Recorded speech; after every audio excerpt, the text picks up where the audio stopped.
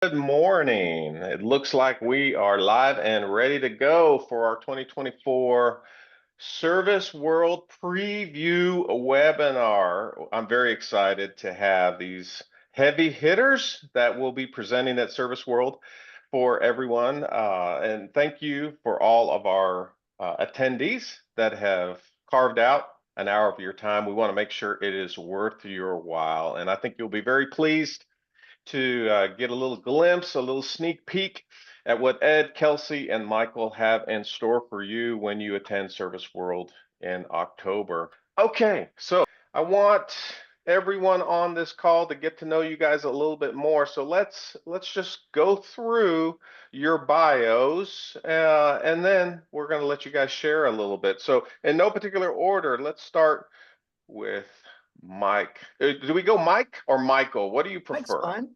Mike, all right. We got Mike Venidis here with Rhino Strategic Solutions. Let me tell you guys a little bit about Mike. He, as the CXO, very cool title, by the way, I'm jealous, of Rhino Strategic Solutions. Mike oversees all things related to both the employee and client experience for the organization.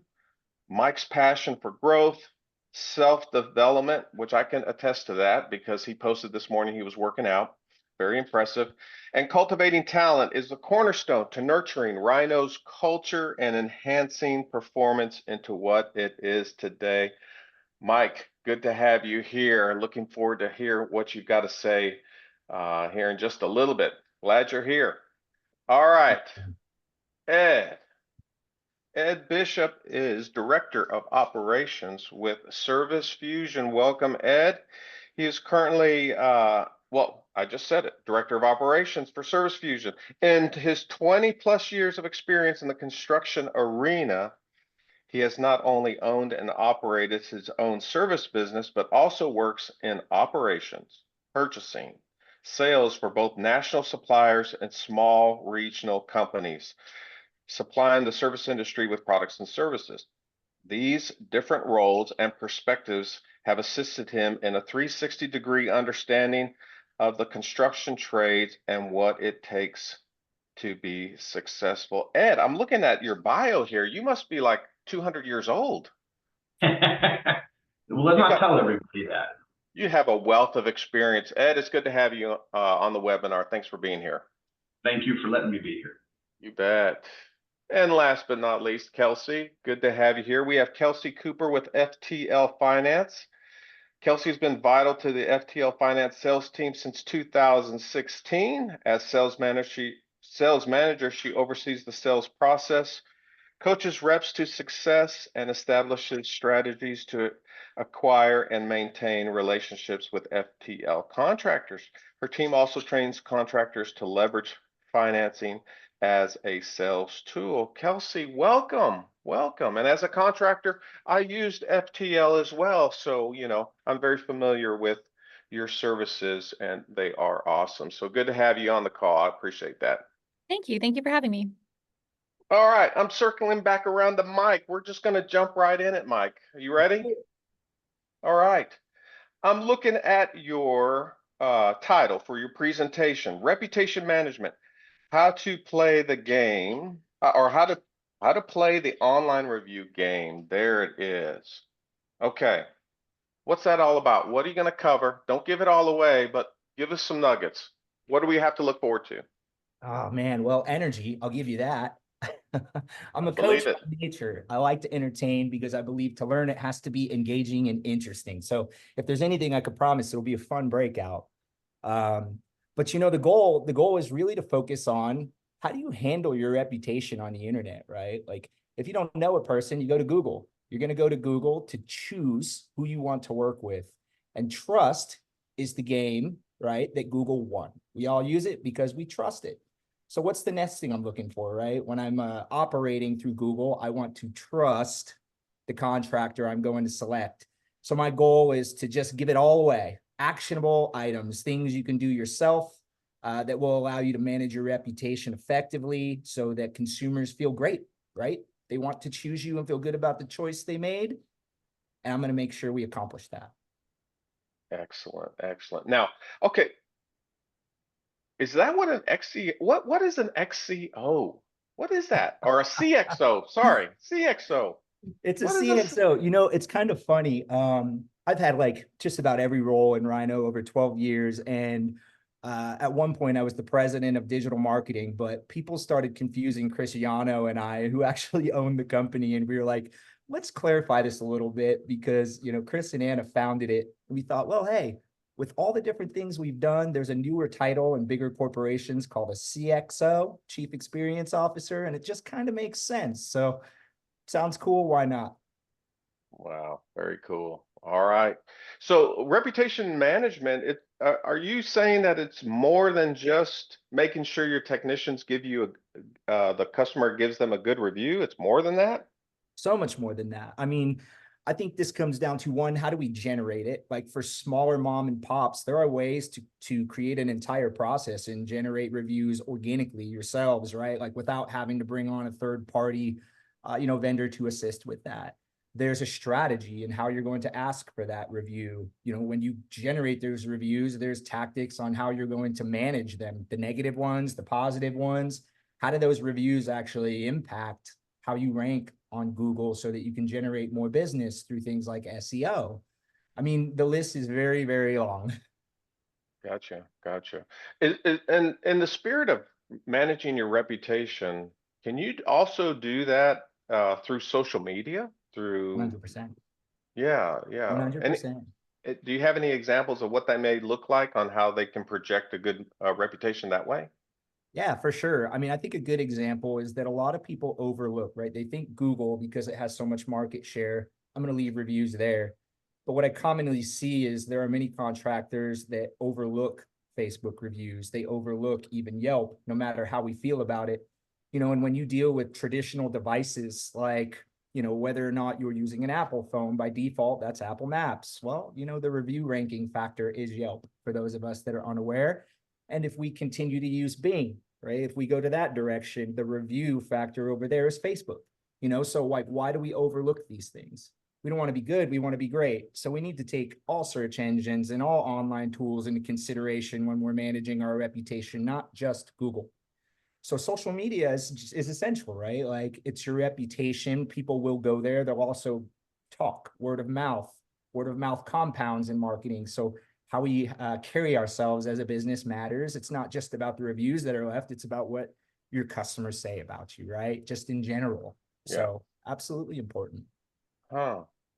What are some classic mistakes that you've seen with contractors in this topic that we're talking about today? What are some, anything Lots. come to mind?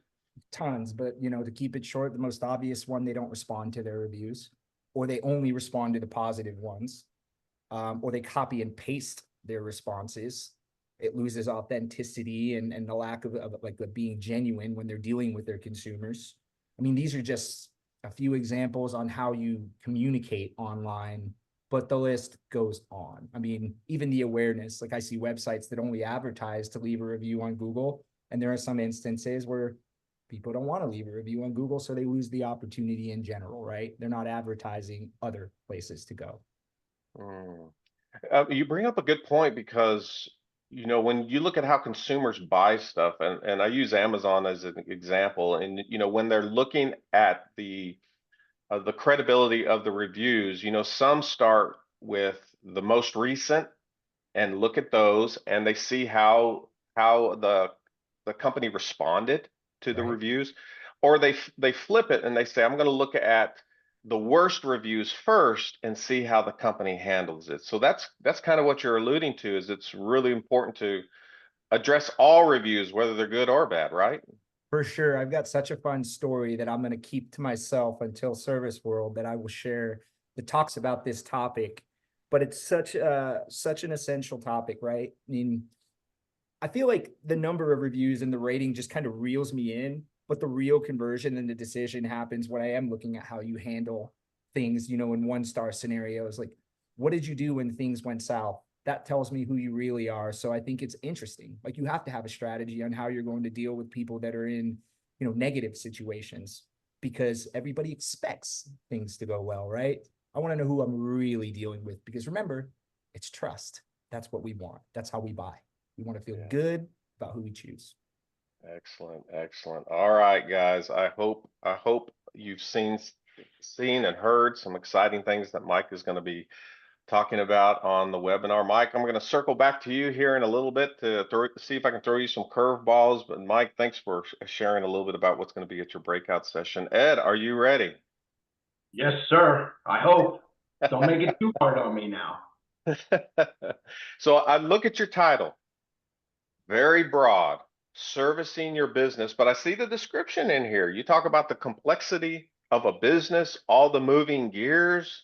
So share a little bit. We've got time. Dive into a little bit about what you're going to be talking about in your breakout session as it pertains to these gears. So first and foremost, it's understanding for us who are like mechanical, right? The audience is kind of a mechanical group, right? We see machines, we understand machines. And I think we look at our business and we don't realize that it's a machine. So the first thing I try to do is help everybody, visualize your business truly as a machine. Think of 4 gears running in linear fashion, right? They're all running together. And of course, we're going to have some graphics to show this. But think of those 4 gears as segments of your business. And you have segments of marketing. You've got sales, you've got operations, and you got accounting, right? Those gears run in parallel. And if one of those gears is not running right, it kind of pulls the others down, and it may skip a tooth, right? And if this was a machine, we all know that we would grab what I refer to as the funny papers, right? We would grab the instructions or the wiring diagrams, we'd grab the funny papers and say, okay, what's wrong with this gear that's slowing down the rest of the company or the rest of the machine? So first is to visualize your business as a machine. Second is, how do you actually manage each gear, right? Most of us in this industry, we grew up twisting wrenches or working on things, operations, right? We get the operations fact, right? We're operators. We like to get our hands dirty, right? Like I get yelled at a lot in all my different jobs I've had is to leave things alone and do what I'm supposed to do, not go work on something, right? Because my nature is to twist a wrench or to go have fun with it. That's what I like to do. So how do you go work on the things you don't like? Accounting is one that's usually beat up all the time, right? People don't like to do accounting if they're not accounting focused. So a lot of times it just gets outsourced and we don't spend enough time. I mean, think about how much time Service Nation teaches about using the numbers to manage the business, right? It just beat that in because as operators, we just don't like it, right? It's things we don't gravitate to.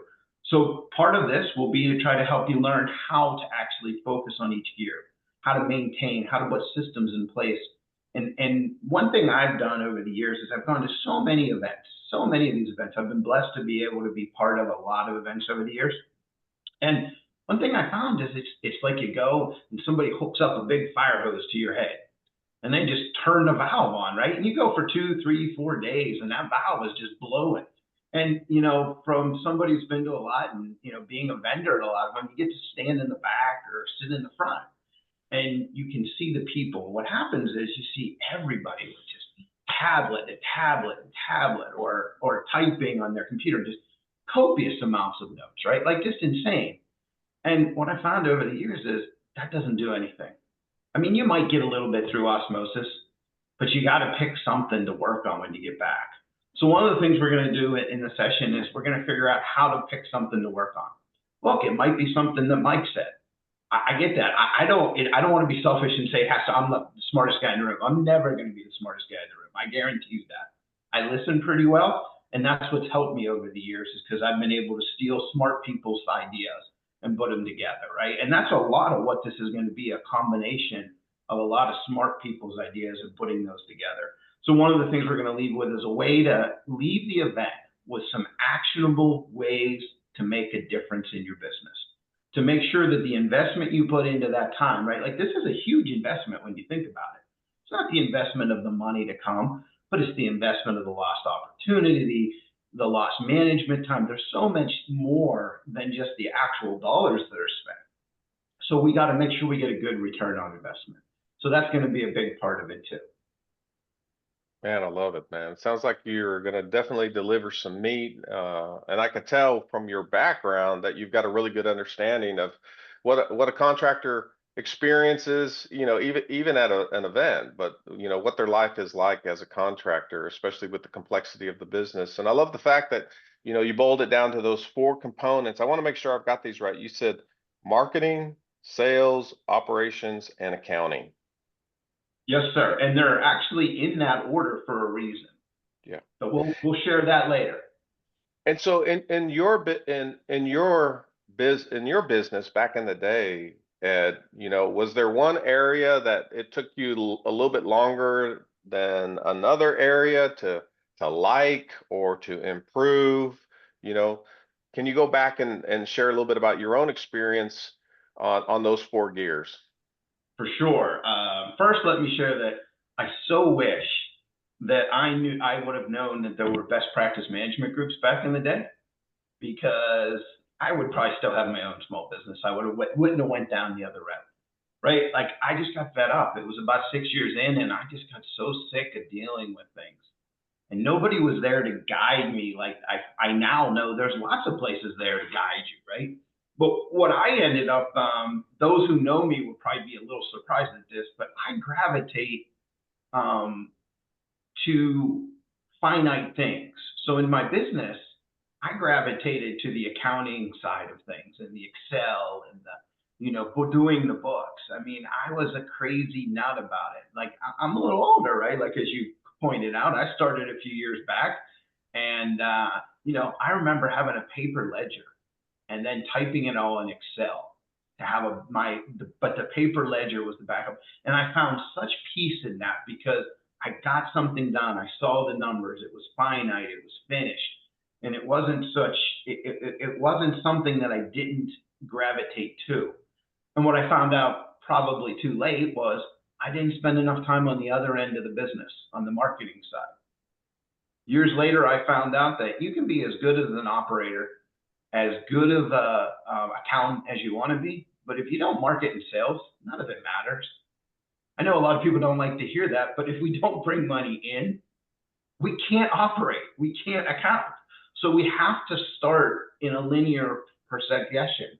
That's why I actually say that the reason those gears are in an order matter, because without marketing and sales, there's just not a lot to do. And it took me a while to learn that. And I, like a lot of the people probably on the call, and I hope that attend, or probably learned a lot by paying the hard knocks way, right? You spent the money to learn it the wrong way.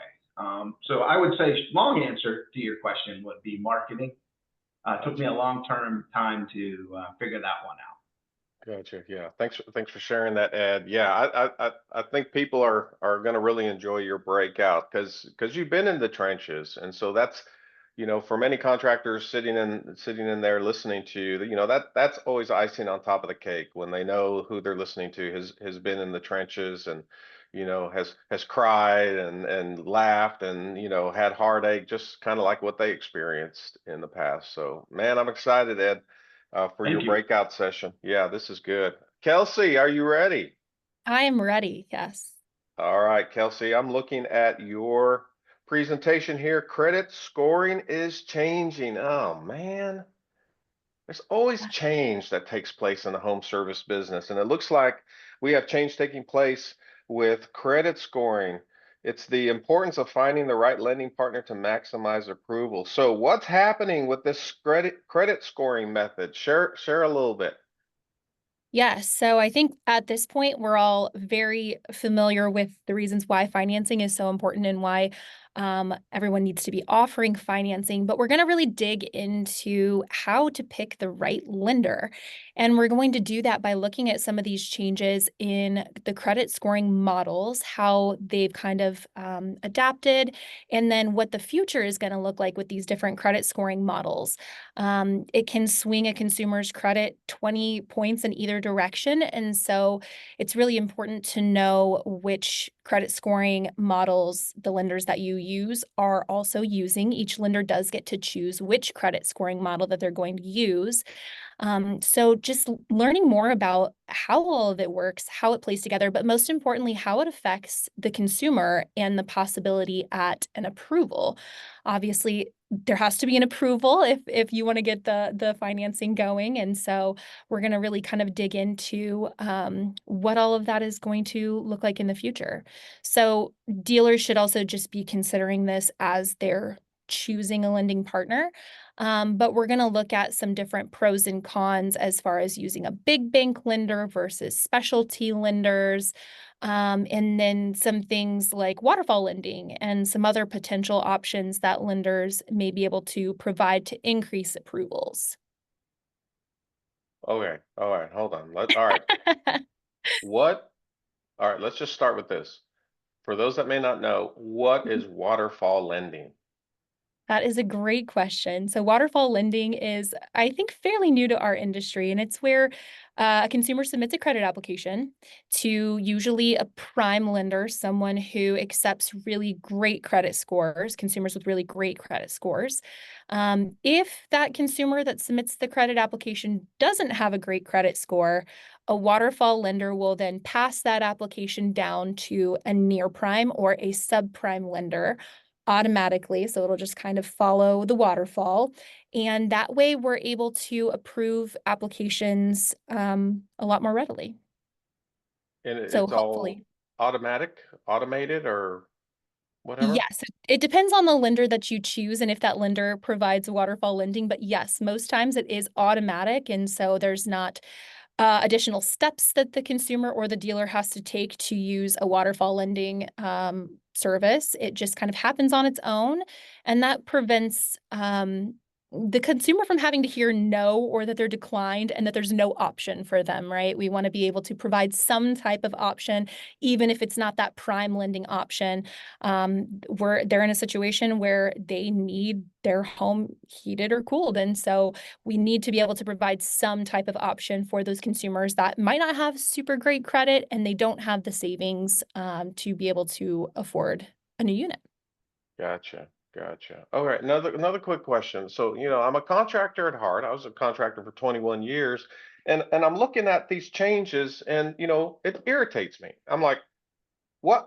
Why are we having to make these changes? Is this some type of government regulation that is swinging the score potentially 20 points? Or, is the lender having to decide what technology they're using to pull the credit score? Why is this taking place? Why are you moving my cheese? Yes. So the lender does get to decide which credit scoring model that they use. So there's a few different ones out there. FICO is probably the one that most people have heard of. There's also a Vantage score that really considers the most recent data and payments that are being made and things like that. So really just depending on the amount of risk that a lender is willing to take on. There's changes all the time that we'll swing it one direction or another. So we'll kind of get into the reasons for those swings in one direction or another. But in most cases, it's actually to be able to approve more customers, which is the good news here. Oh, I see. Okay. All right. So supposedly it's for the better. We just got to adjust. Yes. Excellent. All right. Well, it sounds good. It sounds like it's going to be some good education, and it's always good for a contractor to be aware of changes that are taking place so their team and themselves are not caught by surprise. So that's going to be good, Kelsi. We're looking forward to it. That's excellent. Yeah, thank you. All right. I'm circling all the way back with some curveball questions. Mike, are you ready for a curveball? You're muted. You need to unmute. Here we go. It's go time. Don't be scared. Hey, thanks for catching me. I got this Australian Shepherd, and speaking of trust, I don't know if I trust her. I'm at home right now. I said, let's see what you got. Thanks for calling me out. All right. I want you to pretend I'm a baby boomer, and it's not uncommon that baby boomers will hear what you're saying and they're like, man, I don't like this social media stuff. Why do I have to learn about the Google stuff and the reviews? Why can't I just do it the way I used to? So pretend that you could say what you wanted to say to a baby boomer that is having a hard time adjusting to technology, what would you say to them? How do you get them to just embrace it, embrace the change, even though they're just, that whole technology thing? Can't I just use my flip phone? Talk to us a little bit about that.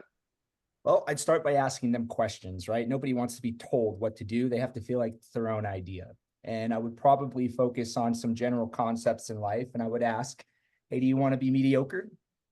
Do you want to be good? Do you want to be okay? Or do you want to be the best there ever was? In which I'm going to assume that the majority of us want to be the best. It's fair to say. And at that point, I would ask, well, how do we become the best if we eliminate half the world? And becoming great requires change. Anything we've ever done in our lives that was great required being uncomfortable.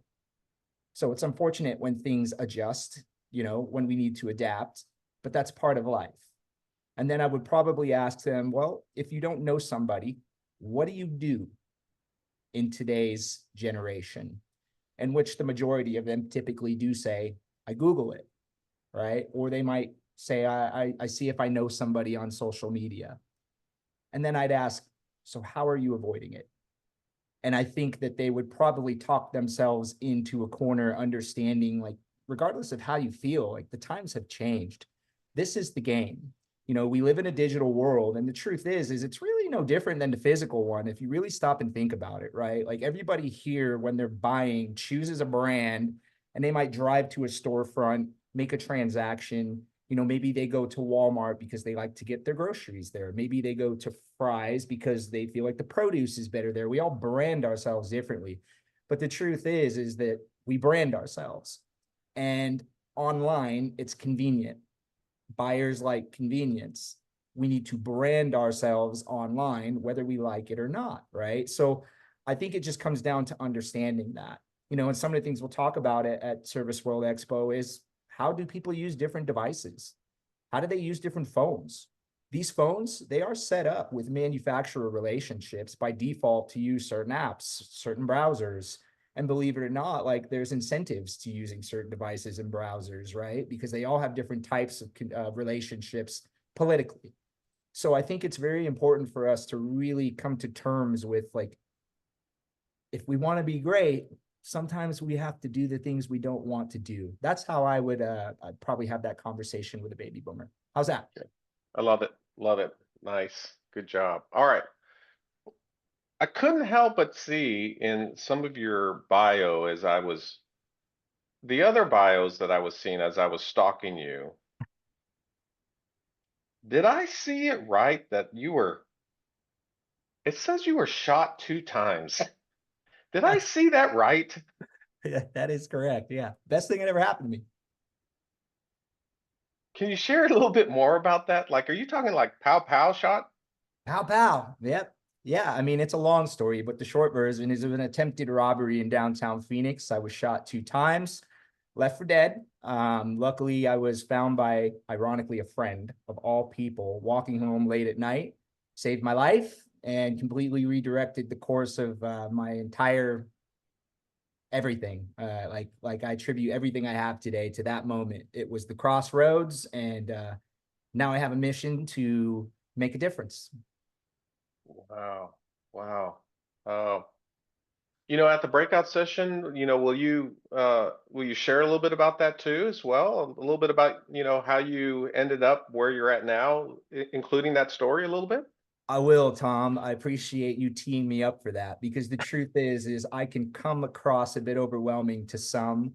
It's because I'm high on life. I'm positive. I'm happy. Every day is a blessing. So I usually like to tee off every single breakout I do with this story, just to warn people in advance that my passion could easily be mistaken, and that I just truly, truly want to help everybody in the room. Very cool. Very cool. Well, thanks for handling those curveballs very well. You knocked it out of the park. I appreciate it, Mike. Thank you. I appreciate that, sir. Ed, you ready to be on the hot seat? I guess, as long as you don't boil me too hard. Okay, so I'm a contractor. I'm sitting in your room, listening to your four things, your four major components, the gears, and you're visiting with me and you find out, man, I'm all jacked up. All four of my gears need improvement. Do you have a recommendation on what gear should be worked on first, second, third, fourth? I mean, is that possible to prioritize it that way, or are the gears, if they're all messed up, should you be tackling them all at once? That may seem a little overwhelming, but can you prioritize them? Is there one gear if you worked on primarily, it would affect the other gears at the same time? Hopefully that question makes sense. How would you handle that if you had a contractor with that issue? So it makes a lot of sense. And I like to use the analogy of an emergency room to try to help people understand. I'm a big analogy guy. I'm a visual person at heart. I think a lot of our audience in the service trade are hands-on visual people, so I think it helps. Think if you went into the emergency room, you were unfortunately, Mike, you just got shot twice. Mike, I can't even think of following that story up, so I'm going to just steal part of it, what I do best. And they roll Mike in. What do you do first? The emergency room doesn't work on his broken arm. Let's say he fell and broke his arm. They work on what's going to keep Mike alive, right? So you have to triage. And in an emergency room, they triage and say, okay, what are the worst situations we have? So every company is a little different, right? Because though we're all basically the same and we all have key principles, we gravitate, or parts of our business are doing better at one time than the other. So we have to look at our business and truly evaluate it and say, what's going to kill us or what's making us bleed the most first? And then we work from that area. Now, once we get that under control, right? Like we just get the life-threatening situation under control, we're going to go back now and we're going to assess the whole business or the whole person, right? Like when Mike was laying there, they had to stop the bleeding, right? That's kind of kill him first, right? But they stopped the bleeding and they said, okay, now that we have him semi-stable, let's go top to bottom and figure out what's wrong with him, list them all out, and figure out how do we actually work on these and what priority do we have. No different than if you were working on an air conditioner, right? Go to an old air conditioner and you find 6 things wrong with it. You don't fix all 6 at first, right? You got to figure out which one do you start with. Okay, and then is it worth fixing it, right? Like, so, your business is probably worth fixing. We can start there, but sometimes the air conditioner, you just throw it out, right? It's time to change it. So, there's a point where you have to understand that. So I'd love to say there's a simple answer for everybody. The simple answer is you got to triage. You got to figure out what's wrong to stop the bleeding immediately. Then you have to go back through and find all the issues that you want to work on and prioritize those issues. My one last thing I'd add to that, Tom, is that it's really important not to do that in a vacuum.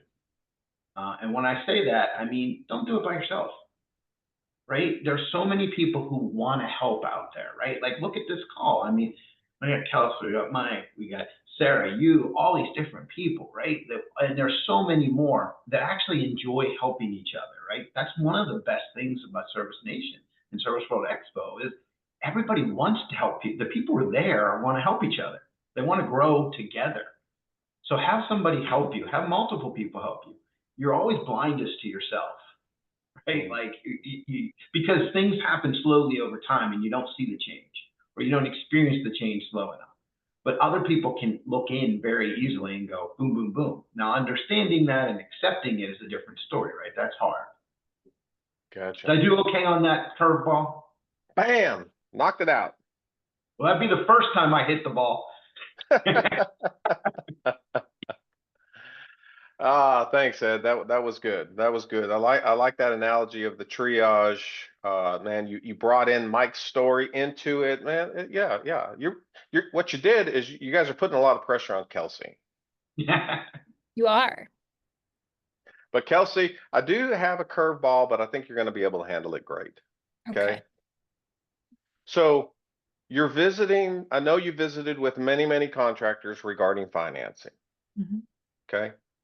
And I know that on more than one occasion, you had a typical client that had financing already in place, but you saw what they had and you're like, oh, this is bad.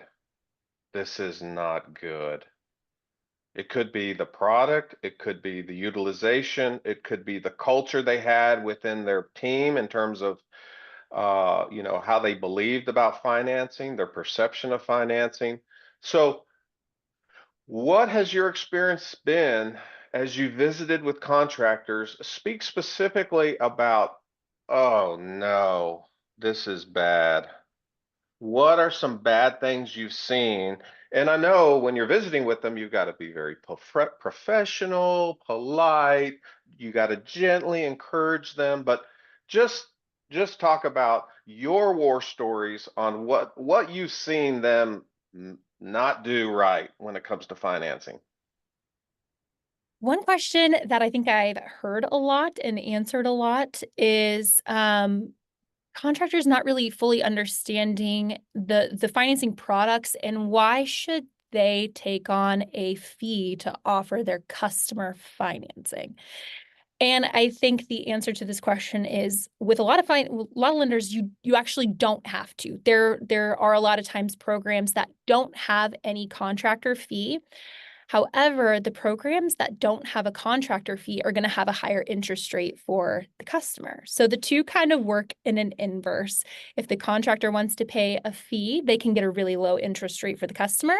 And then vice versa. If they don't want to pay a fee, then they have to, the customer will be paying a little bit more in interest. And so I think it's explaining that because a lot of times that's just something that they don't fully grasp is like, why should I have to pay any type of fee?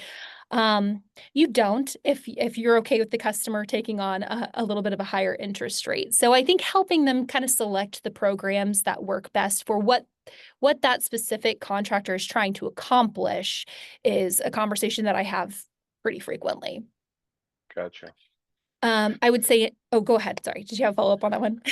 Yeah, yeah, I did. So, over the years, as I was when I was an HVAC contractor, I had a comfort consultant that they just had a philosophical or a moral conflict with offering financing because they felt that they were forcing the customer into debt, and they didn't like that idea. Is there any tips on if you've got if either a contractor feels the same way or maybe they have a comfort consultant that feels the same way about how they can maybe see that differently, that it may be okay to offer financing even though you may feel personally that you don't like it. Absolutely. Yes, we hear that all the time as well. And I actually love that people are concerned about that because it's showing empathy and I do appreciate that. However, I usually ask them to try to do their best to remove themselves from their customer situation. And that's because you never know exactly what's going on in your customer's life with their finances. They can have a huge, beautiful house and a super nice car in their driveway, and they could be really, really, really struggling financially and really, really need that monthly payment option. And so that's my biggest advice to dealers is just do your best to remove your experiences from that conversation. And what you're doing is you're providing them options. So, of course, they have the option to pay you cash. Of course, they have the option to use a credit card, but you also want to give them the option to use financing. And if they see all three of those options and they choose financing, that's great. You've done everything that you can do. They've used their own personal experiences and their own personal finances to make that best decision for them. And yeah, so just providing the options, I think, is the biggest recommendation that I have there.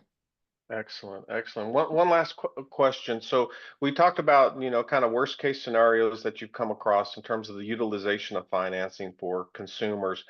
But share, if you can, some of the best KPIs, best scenarios. Like, what does a contractor look like that is killing it in terms of following finance best practices for their consumers? I don't know if you have any statistics like Do they have 60% of their customers financing, 80%? Are they using a combination of fees and no fees?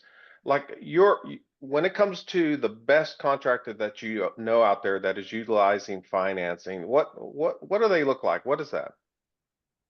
Yes, they're definitely offering financing to every single customer, and utilization is very high, usually probably 65 to 70%, I would say, of customers actually taking the financing.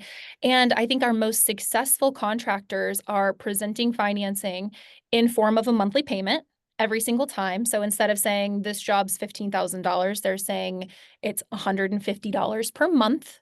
And presenting it that way. And then also presenting it in a good, better, and best type fashion with your monthly payments as well, is a huge recommendation of mine. And that's what the most of our most successful contractors are doing. They're presenting it every time with the monthly payment and using some type of like good, better, best, or best, better, good format as well. Gotcha. Excellent. Thanks for sharing that, Kelsey. That's good to know. Very Yeah. good. Okay, I'm going to open it up to the group now. Here's a group panel discussion. I'm just going to throw it out there. So I want you to picture yourself on the back porch. We're all smoking cigars, and we're just talking about stuff. We're just talking about stuff. And you know, the hot topic nowadays that everybody's talking about is AI. So what? Two things. One, how do you feel about AI? And two, how do you see AI impacting your particular area, where you're at, your space? Let's just talk about it. Kick it around. Who wants to go first? I'll jump in. I mean, it's for sure a big topic in my side of the fence in the marketing world, especially for content. Like, do you let AI write content for you? Do you not? And I'm not there yet. Like, my conversation on this topic would be no different than the baby boomer example, right? Like, we have to change with the times. It's coming whether you like it or not. How do you use it? But we also have to remember, right, that there are hundreds of contractors, their life's work, their businesses that are in my hands. They're trusting me to grow them. And am I willing to risk all that by just jumping into AI to cut corners and simplify processes? No, I'm not. I'm paying very close attention to Google. They're in some heat right now. It's antitrust trials, things of that nature, all kinds of interesting things happening on Google. So I watch it like a hawk because I really need to feel like that I really can confidently make a decision like on how I'm going to use that.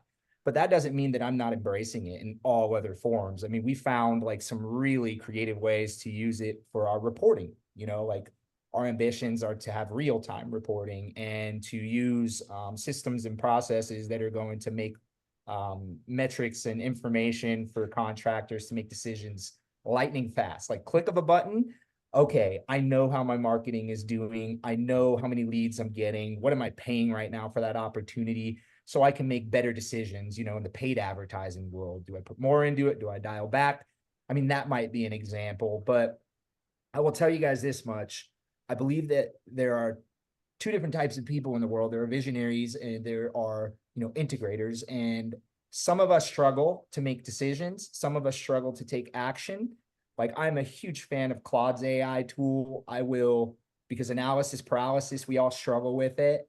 And like when I'm on the fence, sometimes I will literally just speak to it because Claude is so much more human compared to Chat GPT. And man, does it give me so many ideas to just keep the wheels spinning and keep moving, you know? That's where my head goes on that porch, but I love a good cigar. All right, very good. Thanks, Mike. All right, Ed, Kelsey, any thoughts you want to jump in? Yeah, I can jump in. So I definitely think in the future it will be incredibly important. As of right now, we don't use it a whole ton within our business. We use for like transcripts and things like that.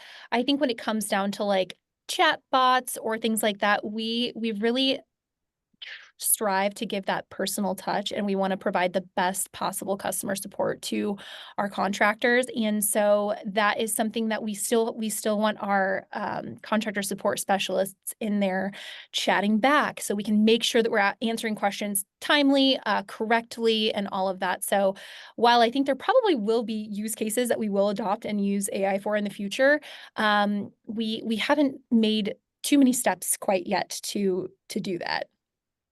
Yeah, that personal touch, the human to human interaction, I think will never not be important. It'll always be critical in business for sure. Yeah, thank you, Kelsey.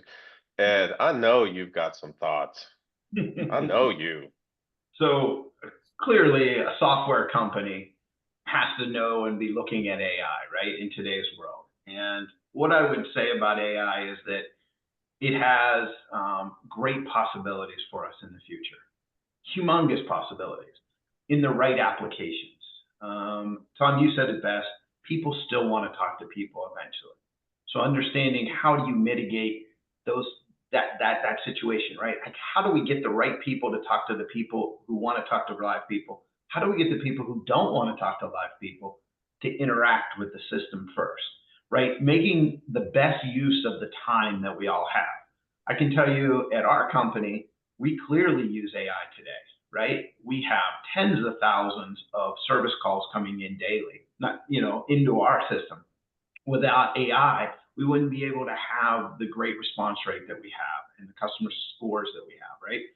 And we were very hesitant. Everybody's very hesitant about it, right? But set up right, learning from it right, we actually saw the satisfaction rates go up, not down. And that's something you have to look at, right? Now let's come down out of a software company. Let's go to a service company. How do we use AI today? Well, one, we need to learn what it does and how it's going to help us, right?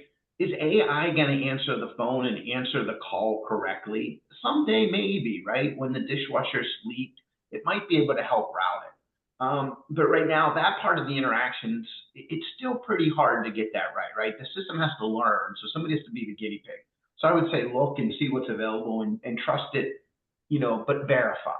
Trust and verify is really important with AI. But presentations, Kelsi spoke earlier about good, better, best, and how important it is to present those options and with the financing terms and the buy options there, right? You have to present the customer all those options. Well, AI has already proven itself to do an amazing job of taking facts and putting them into a presentation. So I would say that was one, right? A lot of service technicians do not want to be salespeople. They want to be service technicians. But what if we used AI to help those service technicians enter the facts, let AI generate the presentation, let AI email the presentation or text the presentation to the customer and the service tech. And then the service tech just go, what did you think? What would you like, right? I don't have to be the salesperson. I can have somebody who's a really good salesperson help create the platform that the data just gets put into.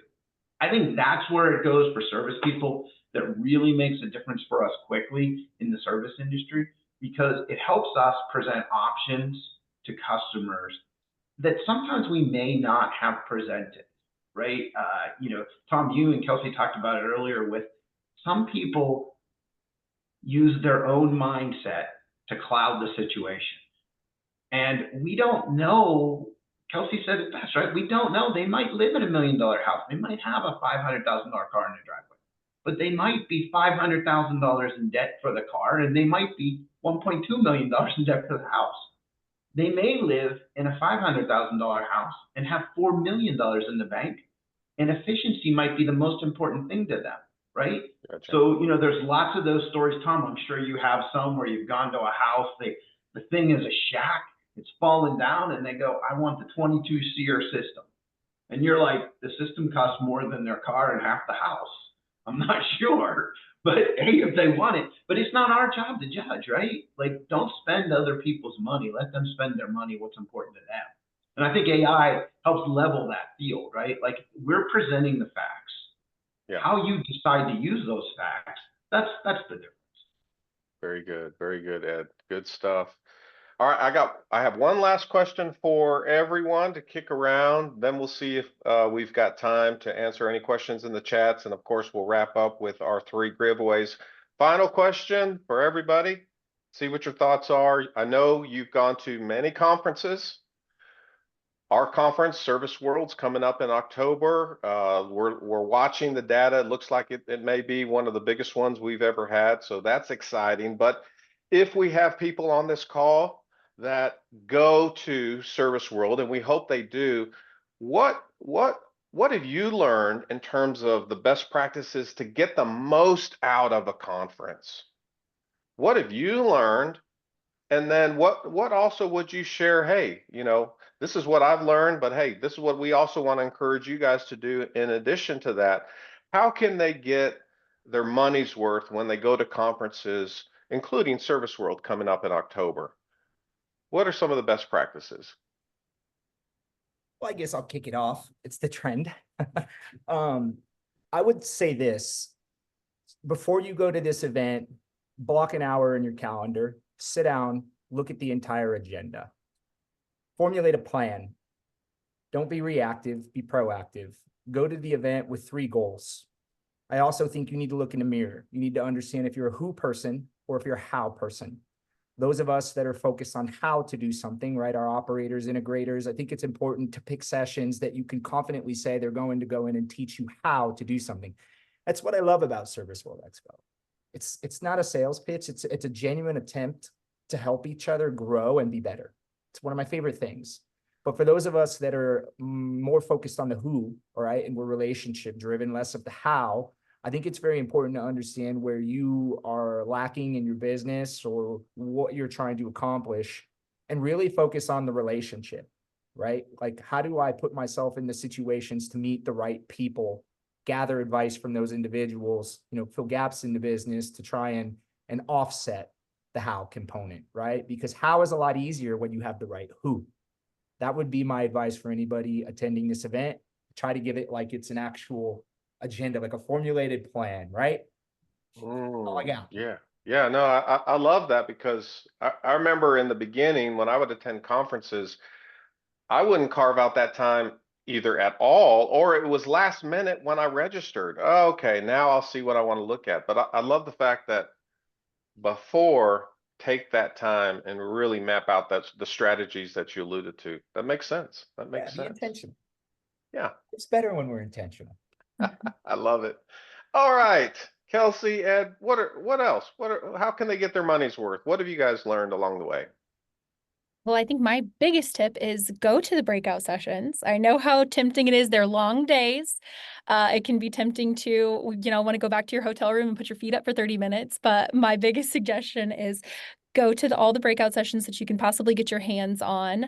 What I like to do is go to sessions where I know the least. It's tempting also, I think, to go to sessions that align most with the things that you already know, you're most familiar with, most comfortable with. And my recommendation would be to go to the ones where you know the least amount and try to absorb some information. You don't know what you don't know.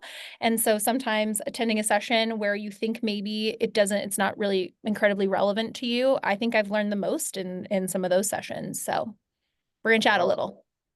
I kind of like that, and the way we've got Service World formatted, like let's see here, Mike, your audience, is kind of tailored for 3 to 10 million. But to your point, Kelsi, somebody may be at 1 million, but they can attend, Mike's session, even though they may be only at 1 million in revenue, they can certainly attend it just to get exposed to some of the topics and perspectives of maybe larger companies. So yeah, I see what you're saying, Kelsi. That I like it. Very good. Ed, I don't know how you're going to top what Kelsi and Mike said, but give it a shot. What are some of your best practices? Well, I'll say I'm going to do what I do best and steal some of their ideas, right? Actually, Mike said one of my favorite things: be proactive instead of reactive, right? Proactive in this industry isn't something that we get to do very often, right? Most of the time we are reactive because our customer base is reactive. and everything we do is reactive based on that reactive customer. This is a chance to be proactive, right? So like Mike said, like Kelsi said, go ahead of time and figure out what you want to do. Hold yourself accountable, build yourself an accountability plan. My extra to that, and probably where it really makes the difference, where you see the ROI when you come back, is you have to be proactive about setting up time when you come back. When you come back, your email doesn't stop, your customers don't stop, your staff don't stop while you're gone, right? It'd be nice if that was reality, but we don't have a pause button. So you have to be realistic with how you're being proactive when you come back. The first 3-4 days you come back, you're not going to do anything that's happened at the event. You're not going to do any of the grand things you thought you were going to go and do that you learned about. The reality is you should probably go 4 to 7 days later and start to schedule yourself some time. 1 hour segments of your day to say, I'm going to work on, and then you actually put what you want to work on, right? Because now you have time set aside, you have something to work on, and it's not going to get lost in the BS that happened while you were gone, right? Because, you know, no one's email stops. And yes, we all try to do it, but it's hard to manage all the situations when you're away. And finally, I'd say, have fun. I know that sounds crazy. Like, of course we're going to have fun, but if you want to make this a change in your life, it needs to be a positive experience, right? You're going to tie doing something a week later, 3 weeks later, a month later, to a positive experience. If you go and it's all work and it's long and it's hard and you don't enjoy it, you're not going to want to get back to that mindset. If you go and you enjoy it and you have friends and you make relationships and you go to the parties and you do all the fun stuff, you're going to relate this knowledge to that funness. And that relation will help push you to do it later. I love it. I love it, Ed. Excellent. Excellent. There's a Selected. question, Tom. Okay, Dolores, jump in. Question. Um, I believe this is probably for Kelsi. What is the law, government regulation that changed the financing rules? So FICO is making an update, FICO 10, and this is for government-backed mortgages. And this is to actually make things more inclusive and to get more approvals in the mortgage industry. So that's one. Thank you. Yep. All right. Okay. Thank you, Kelsi. All right, guys, we are at top of the hour. Hopefully those that have joined us got some good information, some good meat. I certainly did. It was really, really good. Ed, Kelsi, Mike, thank you so much. I am excited about seeing you guys at Service World. I'm excited about hearing your presentations. They're going to be great. So, all right, you guys enjoy the rest of your day. Thanks again, and look forward to seeing you in 2 months.